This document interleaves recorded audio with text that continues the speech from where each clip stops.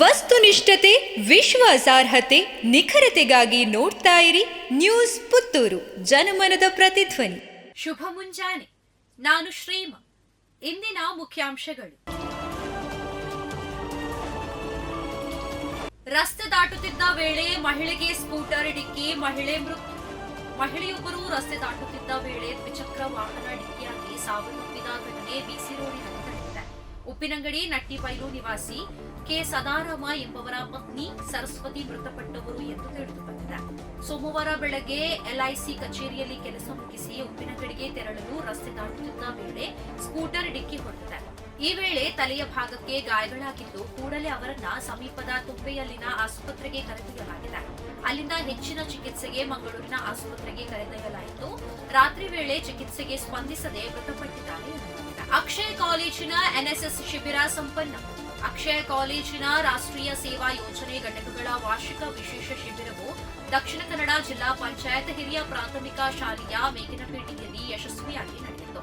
ಶಿಬಿರದಲ್ಲಿ ಸ್ವಚ್ಛತಾ ಅಭಿಯಾನ, ಗಿಡ ನೆಡುವ ಕಾರ್ಯಕ್ರಮ ಮತ್ತು ಆರೋಗ್ಯ ಜಾಗೃತಿ ಸೇರಿದಂತೆ ಹಲವು ಸಮಾಜಮುಖಿ ಚಟುವಟಿಕೆಗಳ ಮೂಲಕ ಸಮಾರೋಪ ಕಾರ್ಯಕ್ರಮ ಸಂಪನ್ನಗೊಂಡಿದೆ.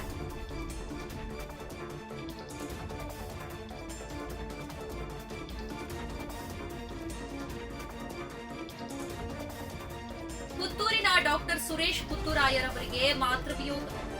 ಮಹಾವೀರ ಆಸ್ಪತ್ರೆಯ ಖ್ಯಾತ ವೈದ್ಯರಾದ ಡಾಕ್ಟರ್ ಸುರೇಶ್ ಪುತ್ತೂರಾಯರವರ ತಾಯಿ ಸುನಂದಾ ಪುತ್ತೂರಾಯ ಅವರು ಮುಂಬೈಯಲ್ಲಿರುವ ಹಿರಿಯ ಪುತ್ರನ ಮನೆಯಲ್ಲಿ ಫೆಬ್ರವರಿ 25ರಂದು ಸಂಜೆ ನಿಧನರಾದರು.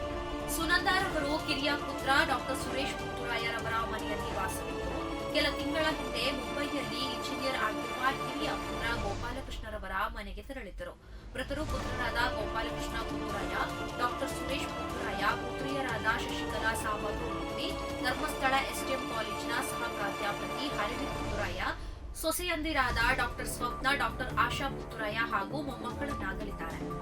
ಜಾಗ್ವಾರ್ ಯುದ್ಧ ವಿಮಾನಕ್ಕೆ ಪೈಲಟ್ ಆಗಿ ಆಯ್ಕೆಯಾದ ಮಂಗಳೂರಿನ ತನುಷ್ಕಾ ಸಿಂಗ್ ಭಾರತೀಯ ವಾಯುಪಡೆಯ ಹೆಮ್ಮೆ ಹಾಗೂ ಯಶಸ್ವಿ ಯುದ್ಧ ವಿಮಾನಗಳ ಸಾಲಿನಲ್ಲಿ ಅಗ್ರಪಂಕ್ತಿಯಲ್ಲಿ ನಿಲ್ಲುವ ಜಾಗ್ವಾರ್ ವಿಮಾನವನ್ನ ಮುನ್ನಡೆಸಲು ಮಹಿಳೆಯೊಬ್ಬಳಾದ ಫ್ಲೈಯಿಂಗ್ ಆಫೀಸರ್ ತನುಷ್ಕಾ ಸಿಂಗ್ ಆಯ್ಕೆಯಾಗಿದ್ದಾರೆ.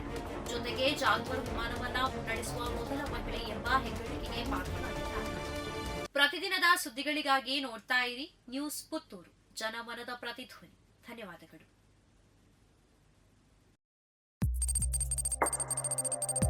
ವಸ್ತುನಿಷ್ಠತೆ, ವಿಶ್ವಾಸಾರ್ಹತೆ, ನಿಖರತೆಗಾಗಿ ನೋಡ್ತಾ ಇರಿ ನ್ಯೂಸ್ ಪುತ್ತೂರು, ಜನಮನದ ಪ್ರತಿಧ್ವನಿ.